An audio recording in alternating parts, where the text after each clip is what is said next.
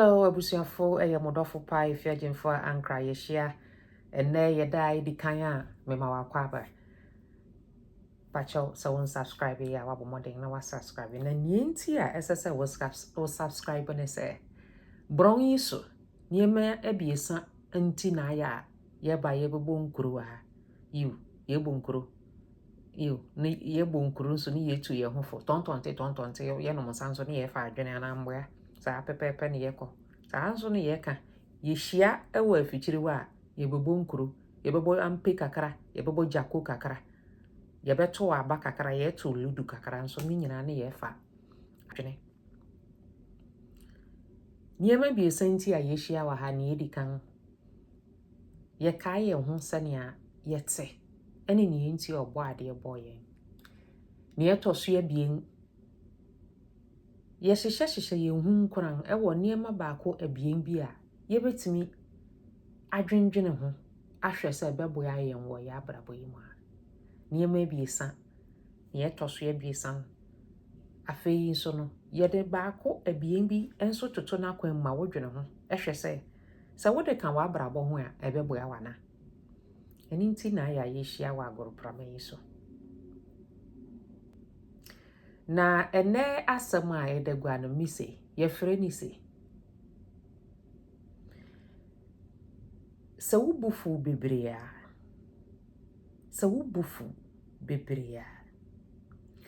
ehye wadwene so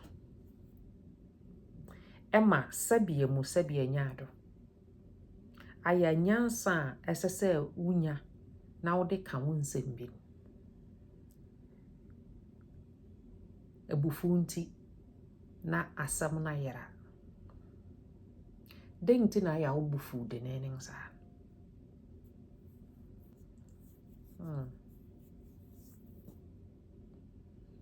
bibisa obo na ya efu de nenen mibisa se denti na ya wubotimi fuwa na wani nyina ya ko na wutu mfifiri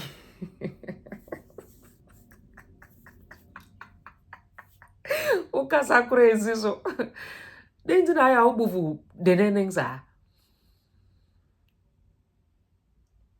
adwene ebisa wo se denti na ya wubufu sa ya pata okora wonte na fi waka ne esese woka echiri no wakofa mpanyinufu se wo mepachew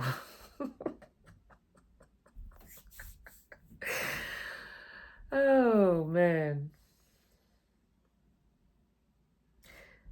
wubufu beberea ekata wadwene ene wonyansa so eninti mibisa se ansana ubedu saa ho oho na ya wubufu bebere no watna se ebisa wo se eyeden na wankasa ewo wo mu nti a so obi ka bibi ana so obi eye ne ye bi a etimi hye wabu sa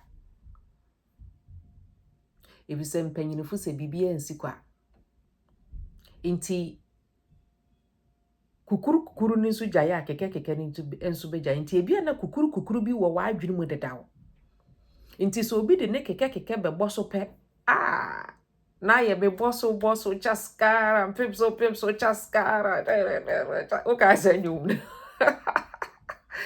eninti sani ebe ya obuntimi mfu nkosi enkodu sampempe so no nya botara ma ho na bisa wo se den na wankasa waye wo wa abrabo mu ntia ema wo bufu sa ebia na eye mofrase ne emebi a wukom ebia na wona ne wagya tenan no enne ye bi a wona ede ma wagya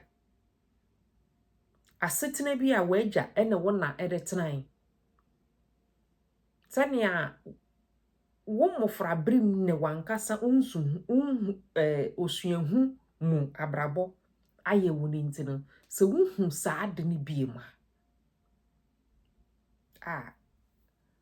aye se yehwie kerosene egu fom ne yede machese ya pade atomo inti bisa wo hu se ɛyɛ dɛn na ɛhyɛ wo mu deda wo nti ayɛ wo bufu saa no na yifi wo mu efisɛ wontimi nnom poison na wonhwɛ sɛ ebekum obi ɔno te ne baabi nti yifi wo mu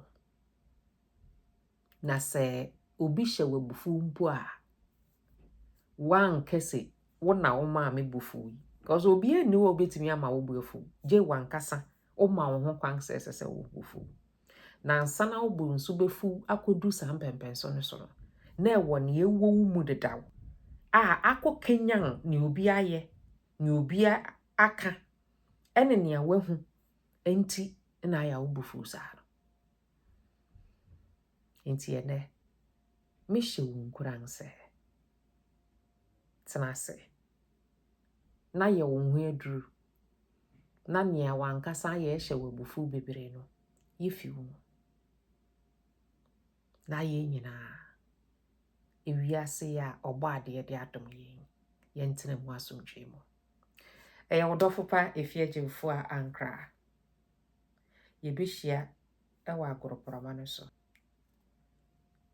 edi ye hia wo wa ye bobo jako bye bye.